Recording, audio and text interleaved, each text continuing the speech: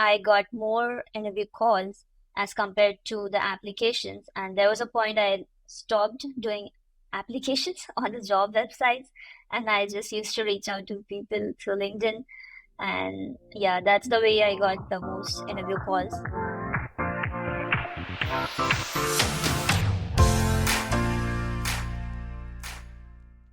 Welcome, everyone, to the Tech Guide podcast, where we give actionable advice to those wanting to break into tech or are looking for their next gig. We have Aishwarya Sureban on the podcast to talk about getting her master's degree and getting into Amazon shortly after. Aishwarya, thank you so much for being here today. Thanks, Ryan. I'm looking forward to talk to you, and thanks for the opportunity to being as a guest in the podcast. Yes, I'm super excited to have you. I kind of want to go back to a little bit of your earlier years because you were born and raised in India, and then you came to the United States to get a master's degree in computer science from the Illinois Institute of Technology. Take me to like coming to the United States. What was some of like those early feelings of like getting on that plane and like coming to Chicago? Yeah, sure, definitely would love to share that. So, coming for masters to US, I had a dream for doing my masters since my first year of engineering, and I did my engineering in India. So it kind of intrigued me, like the culture, the education system over here in the US. So I started researching more on those lines since first year of my engineering, and then slowly, I started getting in touch with the people who work here, who have done their masters in the US. So during my engineering, I was a coordinator in the higher studies cell. So in my department, there were multiple different cells for tech, for managing events, or let's say personality development cell. So I was coordinator of the higher studies cell, and due to that cell also, I got an opportunity to get in touch with more people within the states with the help of my professors. And it was like an my research kept me going on, like to learn more things about how the culture over here is, how the education system over here is. Like, firstly, while doing masters, it was like there are several steps. Like for example, during the masters, there are more time for assignments, and there are less time for like lectures, wherein you like sit in the class and attend the lectures. So that intrigued me a lot. Like you have time, to do stuff for yourself, I see. and you can do things practically, which is aligning towards what you are learning. So I kind of like that education system that I was seeing more things through it, and it kind of kept going. So I used to search about how the process is for applying for the masters. So during my first semester of my last year, basically, so during that time, I had actually given all the exams like the GRE and the TOEFL, which are needed for application for the masters. And then I also got a job in KPIT Technologies in India. So I had two options, and out of which I had to do one, like masters. I was anyways interested and looking forward to do that. But then in the process, I just thought like I can gain some industry experience and then go to the US. So that's why I decided to start the job as a software engineer to see how the experience in the tech looks like, and then come for the masters. So this is how like the background for like me coming to the for the masters in the United States. Yeah, I want to talk. I'm just curious a little bit more. So you talked about the education system of like why you liked the education system, and that's all super fair. Just from someone that's went through the education system, I didn't know there was like a big difference there. But I was talking about like the culture aspect as well. Was there something in the United States that like shocked you like culturally like the most? Yeah, I think the diverse culture and the people coming from different background, when you like come together and build new things, and like yeah, there are tons of experiences on those aspects. So like staying on campus, and it's a new country, new city, so you get to interact with new people, gain new experiences. So it's all on your own, and all experiences like self experience. So and everybody has their own journey. So like everything was new when it started. like Yeah, for yeah, the when my master's had started. So yeah, I was very much excited about it, to meet new people and make your own career over here. So yeah. yeah. What I think is like so cool is like you show Chicago as a city, which is like just like a perfect city. I feel like for someone to go into the United States and be like get everything you'd really want of just like you have diverse people, you have like good public transportation, lots to do. So I definitely think you chose Chicago as like the right first city to come to in America. Yeah, definitely. Yeah, it was awesome. But let's talk about that experience before getting your master's, before getting into your master's degree. You worked for a few roles as a software developer, just to kind of understand a little bit more about like the industry. Like, is this something I wanted to do? Um, would you recommend someone to get hands-on experience before pursuing a master's degree further in that specific trade or skill? Got it. So it depends up to person, but it is not necessary to have job experience before doing the masters.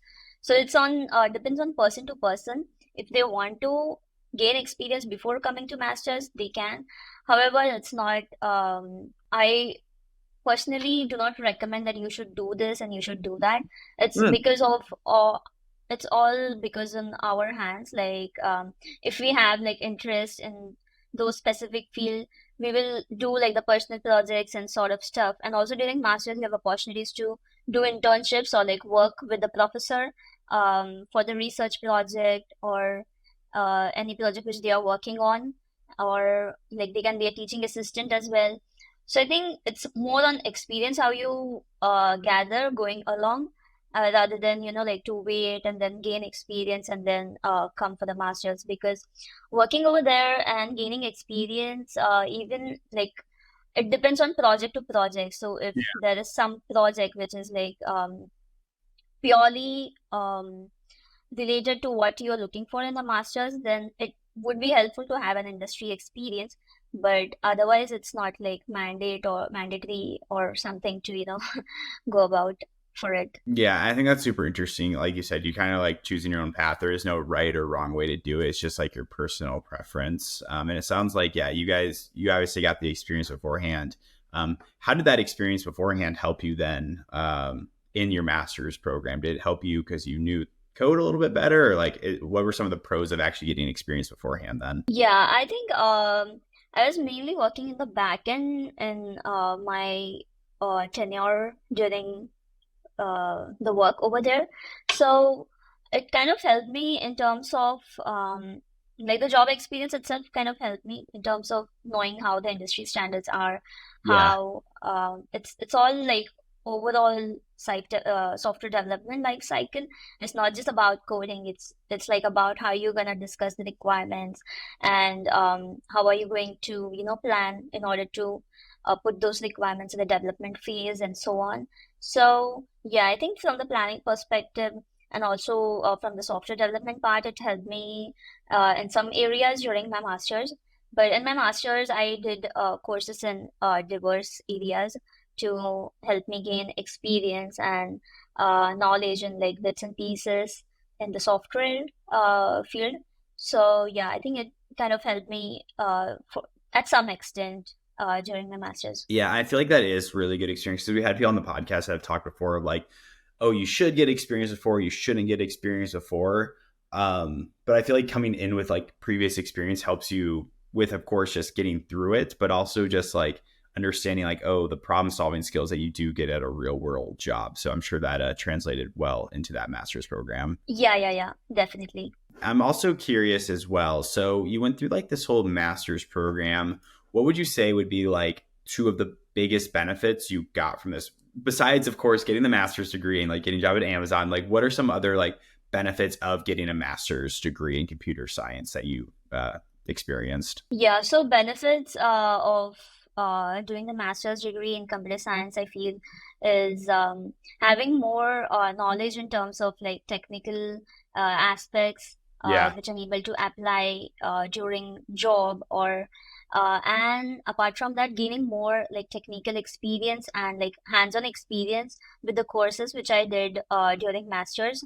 Yeah. So those are like couple of benefits which I can think of in terms of technical aspects. Yeah. Well, you got those benefits, and then you got a job shortly after as a software developer and development engineer at Amazon. First off, congratulations to you on that. That is a big accomplishment. Um, Thanks, how Ryan. how did that master's degree help propel you to get that? Was there how did this job come up? Was it a career fair where you were able to bring that experience, or like how did this job with Amazon first come up? Yeah, so I think I came to know about the job availability in Amazon itself through part in the process of the networking.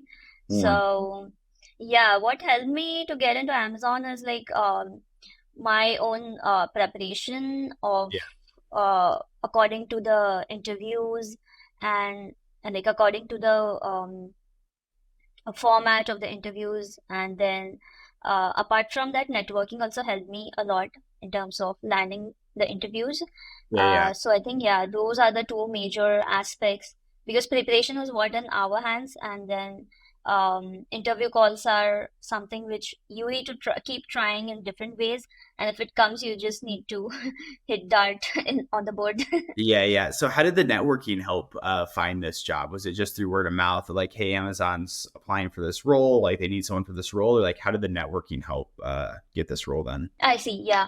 So, what happened was I had an interview at Google, and then um, like all the interview rounds was completed. However, I got a rejection after all the rounds of interviews, and then I was getting into a touch. Like I was having a habit of, like getting in touch into the with the person who uh who is responsible for handling my interviews or like scheduling those interviews. So I used to ask every recruiter about the feedback or any things which they want to share, which will Yeah. help me for my job search journey. So I think the Google recruiter kind of helped me informing that, yeah, hey, there's a role in Amazon if you're like willing to apply, you can go ahead.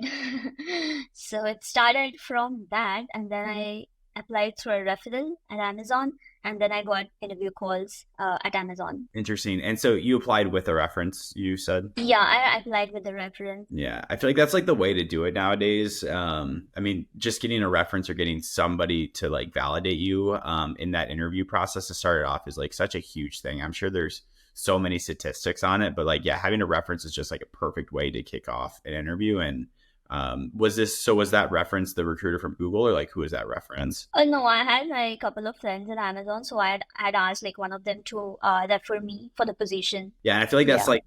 like really the way to do it is just like ask your friends, like, do you have Yeah. a company or reach out to someone on LinkedIn and just try and get your reference because I feel like it really jumps you up on that job posting. Yeah, exactly. It's like kind of the easiest way to, to get a reference if you have already have friends in those set of companies in which you are willing to apply. That's the easiest way of going ahead. Either friends or like if you reach out to someone on LinkedIn and talk with them for a little bit, I'm sure they would be happy to give you a reference if you can build like an authentic relationship. Yeah, definitely. Yeah, it's just Definitely. Even that has helped me like a lot. oh really? Yeah. What ways have you used it? I've used it before in the past, and it's an awesome way to use it. But yeah, I'm curious, like what ways have you like used it in job postings or anything? So during my first year of my master's, I used to connect with people to gain their experiences during the job search. Like how did they take steps towards, Yeah, achieving the job in the in the industry, and so on. And then later on, I started connecting with people in order to gain more opportunities for interviews. For example, I used to connect more with hiring managers or engineering managers or recruiters. So I had kept my connection list diverse. And then I used to reach out to them and ask them if they are hiring in their team or if they are hiring in their organization. I would love to be a part of it. And yeah. I'm doing technical interviews right now, and I'm interview ready. So let me know if you have any position in your organization. So that's how I got more interview calls as compared to the applications. And there was a point I stopped doing applications on the job websites, and I just used to reach out to people through LinkedIn. And yeah, that's the way I got the most interview calls. That's similar to what I did as well when I was like going when I was graduating college. Like when I was going like crazy on the job interviews, I would find like someone on LinkedIn that like is a recruiter for the company. I would just find their email then and then send them like my resume, like, hey, I'm interested in this job application. That was just a great way to get interviews, and so I definitely recommend anyone listening to do the same as we're both saying here. Yeah, definitely. Networking is like very helpful. Yeah, and I feel like networking like kind of gets a bad rap, and like maybe there's some reasons why it should, but at the end of the day, like if you are wanting to, it's a tough job market right now. It's not easy to get a job, but like if you are wanting to get a job, like taking that extra step on LinkedIn is like a perfect way to really get your foot in the door and get going. Right, right. Definitely agreed for that. So Yeah, just like you need to keep trying and keep going. yeah, and I want to talk about just like working within Amazon. What has been like, you've been here for a little over 2 years now. What is like the culture at Amazon? Like, how has it helped you like with your own personal technical background and also just like your kind of like soft skills? How has it helped you grow in that area? Yeah, definitely. So I'm currently working in the backend aspect, like the backend area of the Amazon Pay. Yeah. So, and the complete work is on the API development. So I'm interested in that field, like since during my college. So that was like the perfect field and area for of Right. software development for me. And also during my master's, I did some courses on like mobile application development and the API development, which helped me kind of like gauge on the aspects within work. So yeah, I think that is more of it. Yeah, that's really cool. I feel like because once you immerse yourself in like these really big companies, the Apples, the Amazons, the Googles, and there's a lot of other companies, of course, but like just being around like people that are super successful and super ambitious, super driven, just helps you like within your own personal development as well. And I want to talk about personal development. There's one area that I'm interested in talking with you about, and that is helping kind of put like a vision board together and like visualizing dreams. I mean, this is something that you have experience doing. So yeah, can you like talk to us like how you've used this in the past, and how others can use it? So one experience which I would like to share is a few years back, like around 5 to 6 years back, me and my sister had prepared a vision board, and I had put all the pictures of like the different pictures of all over the world, like whichever places I want to visit all over Huh. the world, like randomly from the Google. I had printed out those pictures, and then had the paper cuts, and then put everything on a chart, and then just place the chart in my room. So we both used to watch it daily, or like just skim through it or something like that. And now these days we are seeing like covering those places in a natural manner. So it's like we kind of visualized it sometime few years back. Like, yeah, one day we are gonna visit these places. So, for example, one of the pictures I have on the board is of Millennium Park, the Chicago Bean. So Ah, during my masters, my friends were like, Chicago Bean is like few kilometers away. Why do you put the picture of the, Chicago Bean on the chart? Then I was like, I made this chart 4 5 years back. Then they were shocked. Oh, is it? that's so So funny. yeah. So yeah, that is like one experience, one of the experiences of my life. And yeah, so the thing which I want to share is it's more on like based on the feeling of what you want to achieve, or what you where you want to be at. So you need to be in that feeling.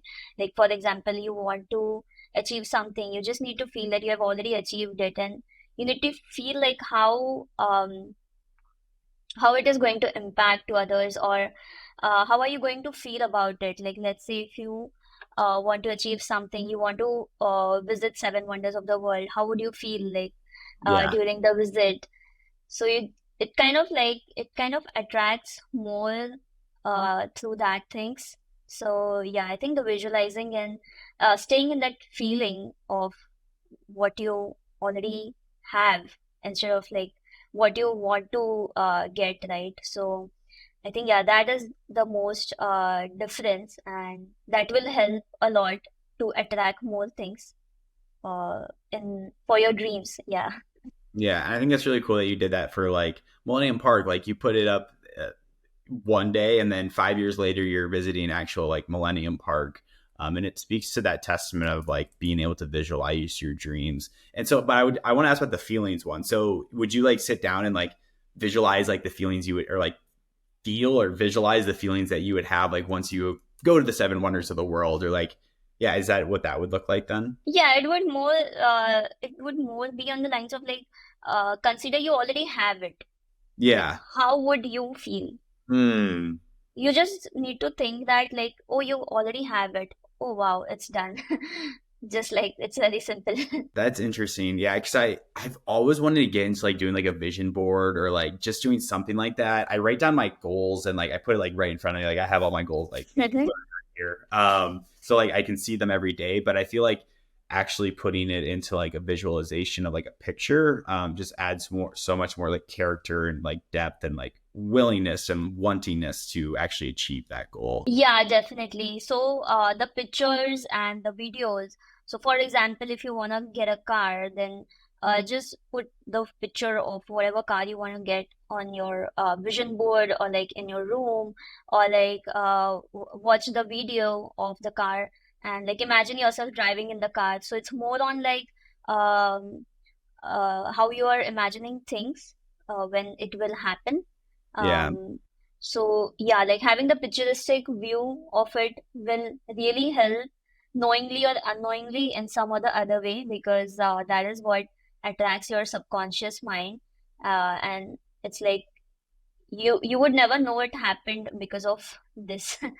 So the subconscious level of your mind like drives most of the things knowingly or unknowingly. Yeah. Yeah, it's really hacking your subconscious mind. Like you might not Yeah. know that like putting the car on the back of your desktop laptop like helps you actually drive the decisions you make and the habits you have, just because you're seeing that all the time. Like, oh, I want that Audi, I want that Tesla, like, and I'm gonna take steps each day to get that, just in the back of your mind. You're not purposely doing it, but it is your subconscious mind doing it for you. Right, right. Yeah, definitely. Are there any resources like that you've read? I always love reading about like mental stuff and like vision boards. Like, are there any like how did you get into this? Is it just something you decided to do one day, or is it like what prompted you to get into it? So, I read a book called Power of Subconscious Mind with Joseph Murphy during my school days. So that's where I came to know more about the subconscious mind. So during school, I used to not understand much about the book because it was like the early school days, which I was like going over the book because my father used to read it. So it kind of intrigued me. Like I just should just follow what he Yeah. used to read. So yeah, there and there's one more thing. Like there was a course of on power of subconscious mind. Like there was a 2 day workshop wherein they taught us things like how to visualize and how to take steps towards your dreams to Mm, turn into reality. So the this workshop I had done like around a decade ago. So it was in India itself. So I yeah. did it like in my high school, and then I got like a good amount of idea on like more of a practical approach. And then again, I went and read that book. Then it made like more sense to me. Interesting. Yeah, I feel like you whenever you like do stuff like this, like change your habits, change behaviors, do vision boards, it needs to be like actual steps to do it. And so for actual steps that you would give, what are like two actionable steps you would give someone if they wanted to start doing a vision board? In order to start a vision board, I feel like two steps is first is like what to decide like what exactly is your dream is, or like anything which you want to achieve, and then uh, probably print pictures of those um, and then put on the chart, or more on like if you want to be more specific like because if you are more specific, that is going to help more in order to attract those things.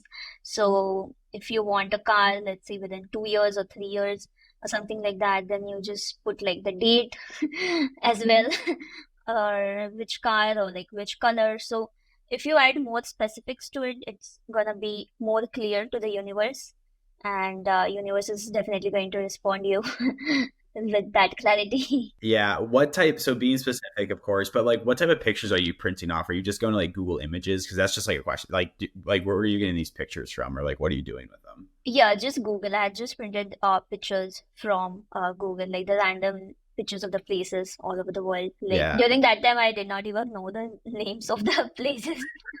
I just want to go here.